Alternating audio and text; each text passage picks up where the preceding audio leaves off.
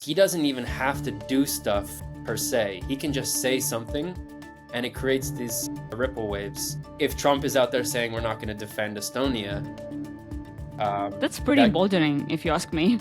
If it comes to a choice between this, supporting Ukraine or following Trump, they will choose Trump. So Ukraine aid keeps on being tied to, essentially the most controversial issues in American politics. Yeah. It's genuinely scary for me as a Ukrainian to imagine what the front line is going to look like. And there's no question about it. It would be catastrophic.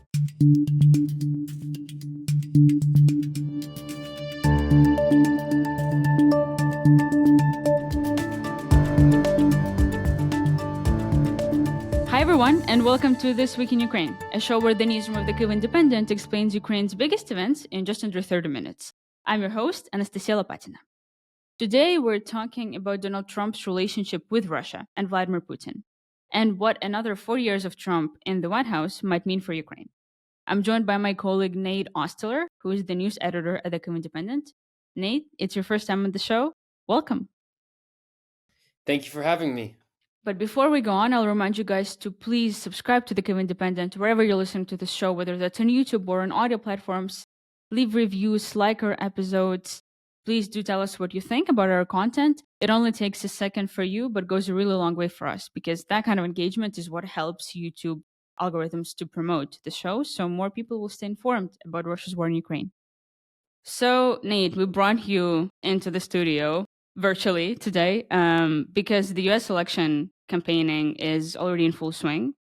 And Trump is back in the headlines, in the news. And this time it's not about his trials in court. It's actually about some pretty scandalous remarks that he made about Ukraine.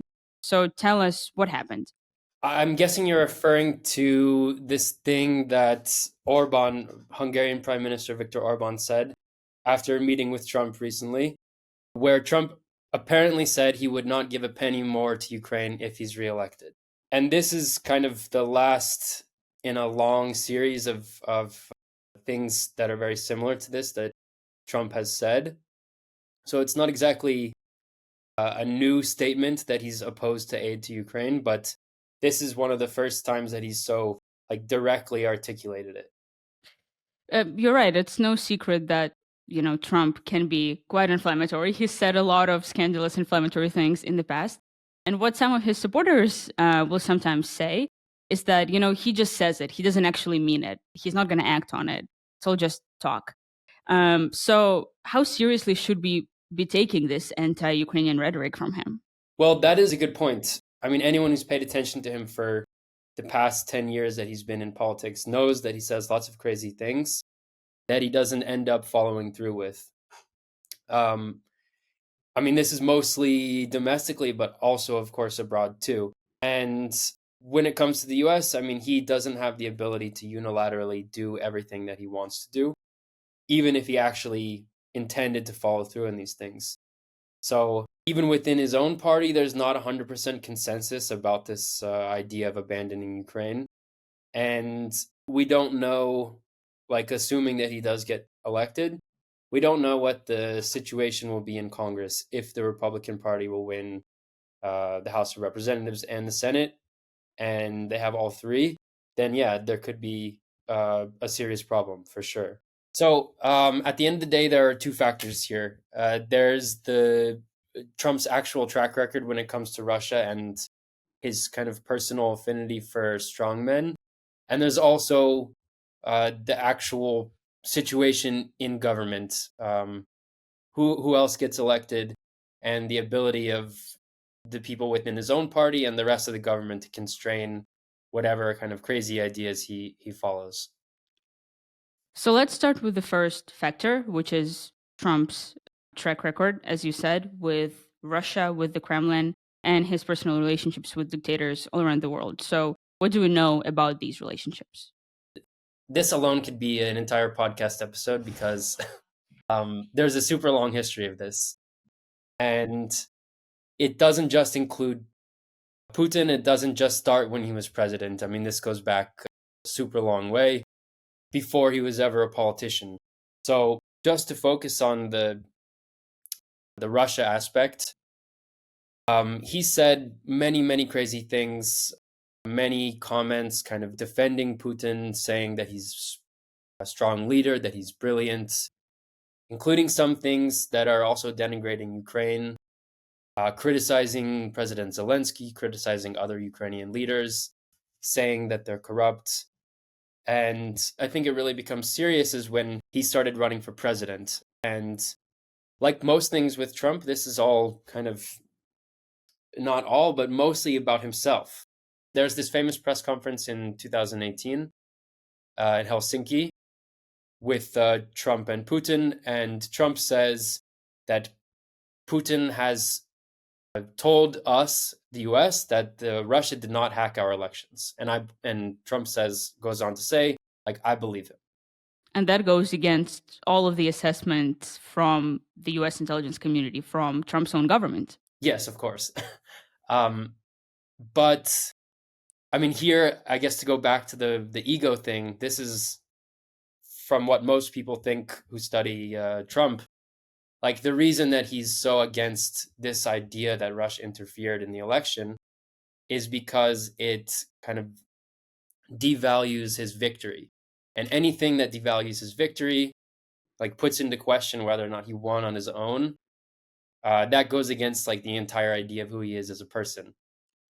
Right. I've seen many reports of, him discussing Russia in the Kremlin. He would often say, maybe not that he is in love with Putin or Russia's politics, but something like, oh, we have a great relationship. They love me. Putin loves me. He has a great impression of me. So it was often centered around him, about Trump himself. Yeah, totally. And he says, Putin respects me. And then he compares this to Obama. Putin doesn't respect Obama. And this is always like, it's not about, USA Russia relations. It's about how do I personally feel when this leader talks to me. And they know Mhm. this, they know how to talk to him, like how to show him the kind of respect that he thinks he deserves. So there was a theory that was particularly popular back around the 2016 election that took this idea even further, that it wasn't just rhetoric, that Trump was actually somehow connected to Russian intelligence or was actually a spy himself. And so far, there hasn't really been any definitive evidence of this. And someone, not me, of course, someone came up with this saying, like instead of Occam's razor, they said Trump's razor. Like, okay, you could make this crazy explanation that, he's actually a spy. But most of the time, when we're trying to explain this, crazy things that he does, it's just like the stupidest explanation. And it goes back to what we just said, that it's all about personality, flattering his ego, this love for power, and so on.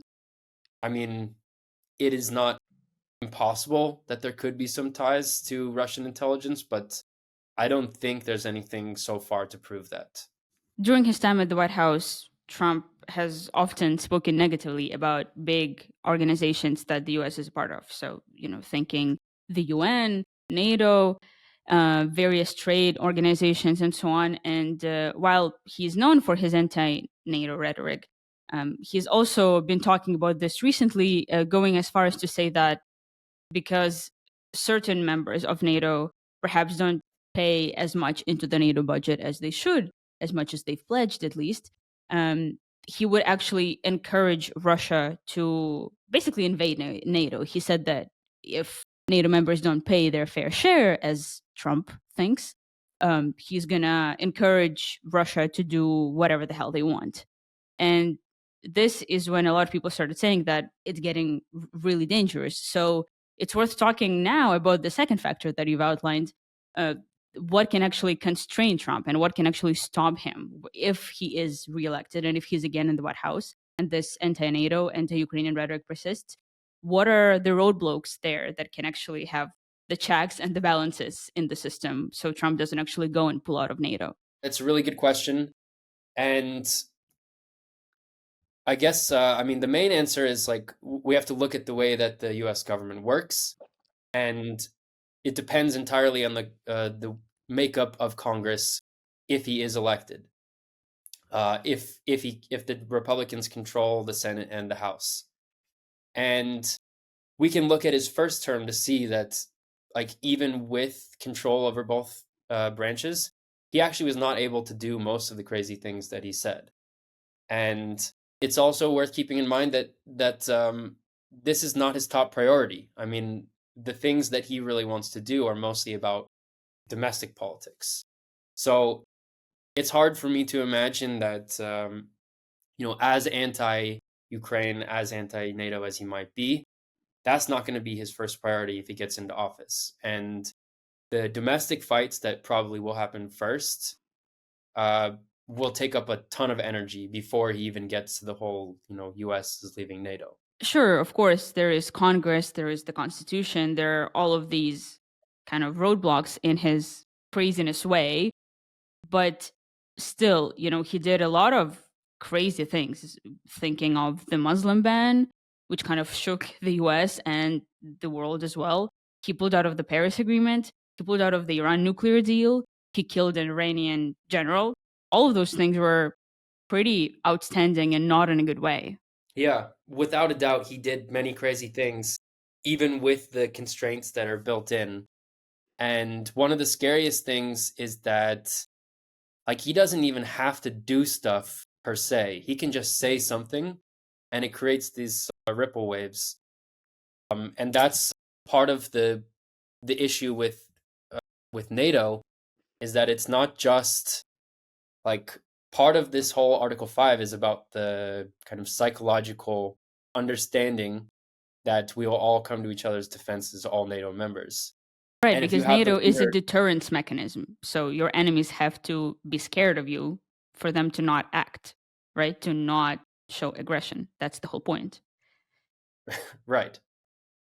I mean, no one, like, the point would not be for NATO to actually fight Russia, but for Russia to be scared enough of NATO to not fight. So, Right. like, if Trump is out there saying we're not going to defend Estonia, That's pretty emboldening, if you ask me. right? It doesn't matter if Estonia is a small country. Like, in NATO, all countries are treated equally. So, like, that's the entire point of Article 5, and it's hugely damaging to even suggest that the US would not respond. Speaking of things that can limit Trump's power and sway, I guess one thing that we definitely saw in the last months is that even though he hasn't been in the White House for years, still his party, the Republican Party, actually has an extremely limited amount of power over him, right? Because we see this ongoing debacle with the Ukraine aid in Congress right now, and it's been lasting for months. It has been having huge, disastrous consequences for the Ukrainian front line because the flow of aid has stopped, and it's also all basically because of Trump, isn't it? Mostly, yeah. I mean, not entirely, but mostly because of him, I would say. Part of the problem is that, like, from the beginning, that the US's involvement in the war has been tied to Biden. I mean, this has become his project, and Republicans are opposed to anything that Biden does. So anything that he's for, they're against. Even if it's a legitimate issue that they should be supporting. Totally. And, I mean, countless people have said, like, if the hero of the Republican Party, Reagan, were to see the way that the Republican Party is acting now, he'd be rolling over in his grave, whatever. Probably true. So what happened in Congress is that they realize that this is Biden's issue, and they don't want to give him a win, the Republicans. So they're throwing all these things in the way to try and extract some concessions. And, there is legitimate concern about the border, but there's no reason that Congress can't deal with the border and give money to Ukraine at the same time. They've framed it in this way that it has to be one or the other, that they can't give money to Ukraine until the border is fixed, as if this is not an issue that, like, has been, I mean, there hasn't been an answer in decades. It's crazy to think that we're That's going to true. come up with a sudden solution in 2 months. So But as much as I'm not a huge Biden fan either, like I'm not, pledging my deep loyalty here, but the Democrats did propose a bill to fix the border, which, as far as my understanding of the bill goes, it's a pretty comprehensive bill, and both parties have worked on it, and it's the most radical solution. It's the biggest kind of win for the Republicans that they've had in terms of border security in many many years, and they've still rejected it. And so they've rejected the solution to the border crisis, which also means they've rejected the bill to pass funding for Ukraine, because those are tied. And that's because Trump doesn't want Biden to have a win before the election, even though it seems to be a genuinely Yeah, good bill. At least it's the best bill that they've seen in years. exactly. I mean, he said pretty much explicitly, like, don't pass this bill because I want to run on this border issue in the general election. Right. And this is even risky for Democrats because, like, the bill is not super popular with the Democratic electorate, and it could cost them some votes too. But it doesn't matter because, like, at the end of the day, even these Republicans who are in favor of aid for Ukraine, like, if it comes to a choice between this, supporting Ukraine or following Trump, they will choose Trump. That actually leads perfectly into my next question. Do we have any fresh numbers on how Americans in general, and also the Republican Party specifically, how are they feeling about Ukraine? How many want to support Ukraine, keep funding Ukraine's efforts? Yeah. So there's been some recent polling, and the numbers have definitely slipped. So there's a poll by Pew in December that said that only 47% of Americans think the level of support is just right or not enough, and another 31% said it's too much. In comparison, you have 48% of Republicans who say that it's too much. And that number for Democrats is only 16%. And then there's another poll in February by Marist that said 34% across the board is sending too much money. And 56% of Republicans think US is sending too much money. But you have some kind of contradictory polling as well. Like if you ask a different question. So this is a Pew poll in February, and 75% of Americans still think that this war is super important to them. But Okay. the problem here is, like, how important compared to other issues, and that's the kind of key. So when they ask these lists of, like, which issues are most important to you, Ukraine is almost never in the top tier. Let's still look at some more polling that's pretty important, and that's actual polling of support for Trump and Biden. Because what I'm interested in is what are the chances of Trump actually being reelected, and everything that we've just discussed becoming a real big problem for Ukraine going forward. That's like the $1 million question, of course, and, Right. like, impossible to say. I mean, we can look at polls now that will show roughly Trump is slightly ahead by 1 or 2 points, but it goes back and forth. And it's so far from the general election in November that it's really hard to say that this will be reflected then. I mean, if you look at, let's say, this same time, March 2020, Biden was roughly ahead by a wider margin than Trump is now, and he went on to win, but that wasn't true in 2016. So it's very difficult to say. But we Um, do know that Biden is having some really serious issues with his electability, and he's very actively losing voters over a variety of issues, including his support for Israel, including his age, and so on. So the prospects are not extremely hopeful, to put it that way. well, yeah, that's putting it nicely. Like, problem number one is, like, he's not getting any younger, and Yeah. there's nothing he can do about that. And as you said, the Israel issue is big, and that even cost, this last Senate bill that had aid for Israel and Ukraine lost the votes of two Democratic senators plus Bernie Sanders. And they said that was because it included money for Israel. So Ukraine aid keeps on being tied to like essentially the most controversial issues in Yeah. American politics as of recently. Support for Israel, the border. I mean, it couldn't get any worse if we're looking at it strictly from a Ukrainian perspective. Yeah.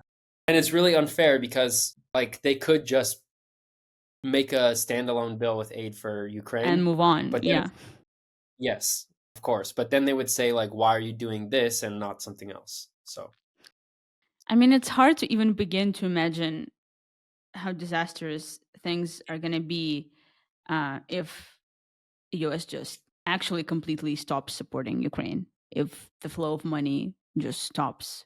We just recently saw what happened in Avdiivka, and we've made a whole podcast episode and various videos on our YouTube channel about the Ukrainian withdrawal from Avdiivka. And the government kept saying that it was largely influenced by the fact that there is a drop in Western support, in American support. We don't have enough ammunition and so on.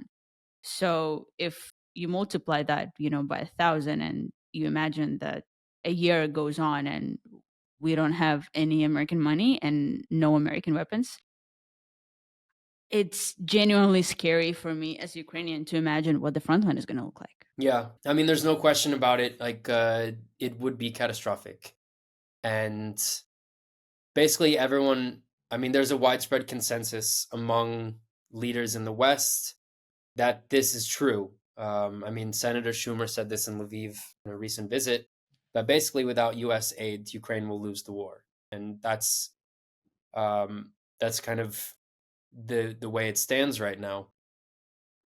And I mean, I could see a situation in which Ukraine would be forced into a very unfair peace deal. Which will likely only mean a temporary peace because, as many military experts, Russia experts have said, any pause in fighting only benefits Russia and they can regain the initiative. They can even pause for years, like it's been with Chechnya, and then come back only stronger. We're now going to be moving to the community question of today's episode. As always, I'll remind you guys to go to kyivindependent.com/membership to donate, support us, support our work so we can keep doing what we do. You get really cool perks for becoming a member of our community, like exclusive access to discussions with editors, various events, and so on. Nate has been on one of those discussions recently as well. And our favorite perk is, of course, that you get to send us in questions before every single episode of the podcast. And we try to incorporate as many of them as we can. So, the community question that we're going to be addressing today is there any possibility that Ukraine's allies around the world, like Europe, could supply enough military weapons and munitions to Ukraine to allow Ukraine to succeed in the war? And that's within the context of like if US stops supporting Ukraine. The question is basically, I guess, the question that everyone has been asking as of recently: can Europe do it without the US? Right. So basically, no. I mean, that's the answer. That's what Zelensky said. That basically no. Foreign Minister Kuleba said there is no plan B, and the Kiel Institute for the World Economy think tank said basically that Europe would need to double its current level of assistance in order to match the deficit from the US. Which I feel like is extremely unrealistic. Super unrealistic, especially given the way that Europe has gone about it so far. I mean, the sad thing is like if you asked me this question in 2014, the answer could be yes. Like if you had 8 years of Europe actually preparing and taking Russia seriously, then yeah, probably they could match the like the military equipment output. But they're not doing it now, and even the full scale war, for whatever reason, hasn't been enough to kind of light the fire. Um, so I guess I would want to add like one kind of devil's advocate suggestion, which is not really coming from me, but coming from some in Europe, that these kind of crazy things about the US leaving NATO and Trump not willing to defend certain countries, like to a certain extent, this has been the kind of fire that some of these countries needed. I mean, you have Estonia's Prime Minister Kaja Kallas said that it was a wake-up call, that Europe really hasn't done enough. And maybe they wouldn't have gotten this message with the kind of nice way that Biden or Obama has said this. I mean, of course, I'm not saying that like I approve of Trump saying he won't defend NATO, but perhaps there's a need for this kind of like More extreme threats. independence among Yeah, European nations and Europe as a whole. right. So the kind of takeaway of this is that regardless of who wins the election, the US is not super reliable as an ally, and we can see that now. So if that's what it takes to show Europe that they need to kind of get their act together, then unfortunately, like that is what it is. Just like a kind of brief snippet that's not all doom and gloom. It does seem like the Ukrainian government has a plan in mind if Trump is elected. What kind of plan? Well, we don't know exactly, but Foreign Minister Kuleba said like he is someone that we can work with. And they are largely like refraining from openly criticizing him. Of course, I mean, it's not in our interest to anger anybody from the US. Totally. But it does seem like, as we all know about Trump, and we've talked about already, that he's, prone to flattery. And there is a way that, they could maybe convince Trump that this is his fight and he could be remembered as the one who helped Ukraine compared to Biden and so on. And especially compared to Obama, who did close to nothing in 2014 when Russia first invaded Ukraine. Exactly. And, he loves, Obama is probably like number one enemy. So Yeah. if he could do anything to say like, I did this better than Obama, that helps. So we might see some interesting talking points from the Ukrainian government soon. Yeah, I wouldn't count on it, but it's not impossible to think that, it wouldn't be the first time that Trump doesn't follow through on what he says. So, Well, Nate, thank you so much. It was really interesting to listen to you. thanks for having me. It was great to be here. You can find our show on YouTube and all audio platforms every Saturday morning. If you like this episode, please subscribe to us and like our content wherever you're listening to this show. Go to kyivindependent.com/membership to subscribe to the Kyiv Independent and become a member of our community, and also follow us on social media on X, Instagram, and Facebook. We'll be back next week. Thank you for watching.